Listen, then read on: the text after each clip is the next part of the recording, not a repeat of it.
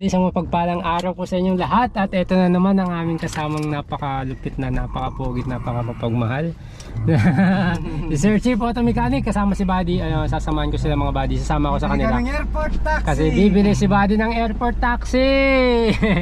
Ayun no, airport taxi.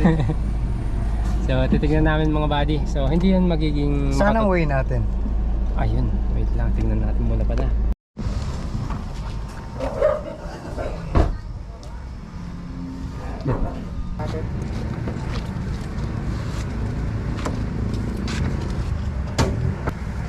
Ilang taon din naka-restart na? Alam ko, wala atang isang taon eh. Bago lang? Pero bago may stock boss, umandar siya. Run.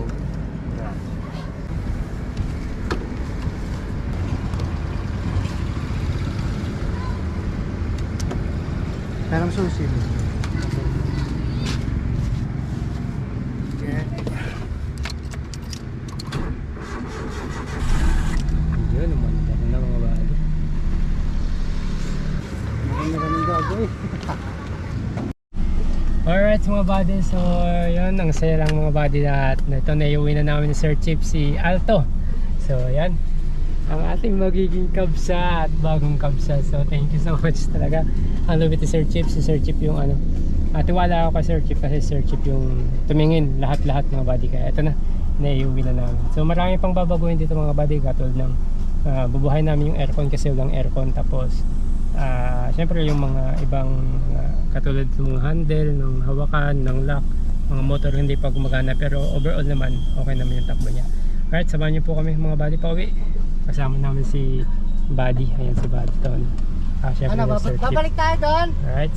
Alright mga buddy, magandang tanghali. Nandito ulit ako sa shop ni Sir Chief. Syempre kasama si Boss J at papasyalan natin yung ating kabsat, si kabsat number 2.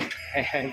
So, kabsat pa rin yung pangalan yung mga buddy, yung nakuha natin kulay dilaw. So, pinapaayos natin kila Sir Chief para pag gagamitin na natin, maging maayos na siya, smooth na kagaya ng OTG natin, lalo sa makina. So, nung nakaraan, pinakita ko sa inyo mga buddy yung mga pyesa niya nga, nabibilihin, yung mga bulok-bulok, makita nyo naman, mga kalakalawang.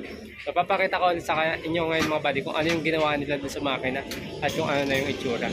Ayan na mga buddy, ito na yung pyesa nung si Kabsat 2. Ayan. Ito si Dilaw. Ayan. Ano naging problema yung Sir Chief? Paparepace natin kasi yung dati nag-over siguro. Parang niremedyoan nila, sinilikunan. Niremedyo lang nila. Sinilikunan ng gasket to. So, yun. Tayo i-repace natin. Plus yung mga ganyan putika. Nahihita Gagawin natin parang brand. So, ito yung ano, yung pinaka head niya. Hindi yan dapat sinisilikon ng gasket. Dapat yan i-repace. Kasi ito, tinanggal Yan. ng water jacket. Kinain na yan eh. Tawag dito, may jacket yan dyan. Kinain na rin ng kalawang. So, kahit magawa natin yung head, kung nagtatagas to, Wala din. dito kutukot lang sa pangangalawang niya. Anong magiging ano dito, Sir Chief? medyo dyan, may panlinis. Pagkatapos, kukulat na natin. Oo, kulang. The best talaga ang kulang. Yan, filter. Yung lining niya.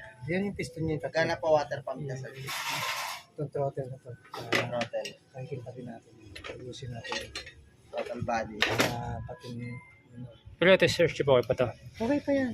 So, ito mga buddy, yung ano, block niya. Ito yung pinaka-block niya. Yun. Na pinturahan na. Ayan na mga buddy. So, yung mga pyesa, pinabago na lahat ni Boss J. Ayan. Ang magiting nating, ano, malupit na mechanic. So, ayan mga buddy, bago na. Ayan. Napakalinis. So, pinakita ko sa inyo nung nakaraan to, hindi na makilala. Kala mo galing sa baha. Pero tingnan mo, napakakintab. So, ito yung intake manifold nyo mga buddy, na pinturahan na rin. Tapos yan yung lagay ng filter. Grabe. Tapos ito yung ano, yung mga napinturahan na lahat, ang kikintab na. So, grabe. Napakalinis ng mga buddy. Ayun o, di ba? Bagong-bago na. Bagong-bago na. Ito, grabe oh. Oh. So, napinturahan na rin. Napakakintab. Boss J, pwede man nalamin. So, pag nasalpak yan, di na makikilala. Ito na siya mga buddy. Para pag bumiyahe tayo, pag ginamit na natin, gusto ko kasi pag lumabas na dito. Although, nakuha namin yung mga buddy, okay naman siya. Running naman, good condition naman. Pero, ang kagandahan kasi, ano ko na lahat siya. Kumbaga, pinalinis na lahat. pinababa lahat ng makina para lahat ng pwedeng palitin, di ba? Kasi syempre ginamit na ng may-ari. Hindi naman lahat sasabihin sa yung, although good running condition siya, pero syempre hindi naman sasabihin o hindi naman nila alam kung ano yung pwedeng malapit ng masira o masisira na. Pero kaya nung nakuha natin, pinatignan ko lahat kila Sir Chief. At yun nga, buti nga naagapan kasi dapat mapupunta na sa overheat talaga kasi nga yung mga cylinder niya, something, di ko alam mga tawag, mga body, pabigay na. At saka yun, itong mga to, sobrang kinain na ng kalawang. So, pininturahan na, nilinis na lahat para bagong-bago na siya. Tapos yung mga pyesa na palitin na, although pwede pa, pero pinapalitan na rin natin ng bago para maging tumagal at pag ginamit din natin hindi magkaroon ng aberya. So yun, ito na sila. So nandun yung sasakyan mga bali, papakita ko sa inyo mamaya. Bababuong makina. So abangan nyo lang mga bali kasi papakita ko sa inyo yung magiging transformation niya, kung paano ginawa, paano, anong itsura nung kinuha namin at ano yung magiging itsura pag nabuo na. So mabilis lang naman to. At yung mga gumagawa naman dito ay napakahuhusay. Yan o, buong gasket. Papalitan. Buo no. Ayan, nabuo na. At nakulayan na ni Boss J. Ang lupit. Eto boss, ba to? Sa akin din. Grabe. Mga laman loob. Linis no. Camshaft holder. Kaya camshaft. Grabe. Linis no. So, konti na lang yan. Kakabit na. Dapat binago na rin natin itong mga to, boss. Bago to. Ay, bago na ba yan? Tilo mo.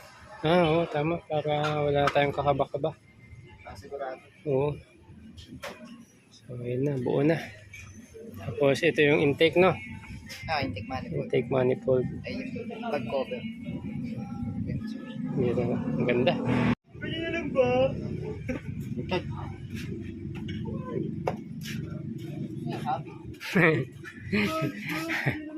Ayun na mga buddy, pinakasana ni Boss J. Wow, bumblebee na bumblebee ang datingan ah. Ayun na. Buo na ang makina.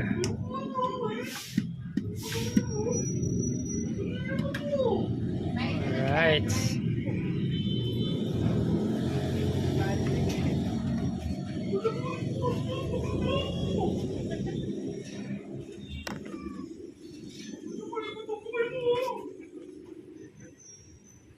Bumblebee.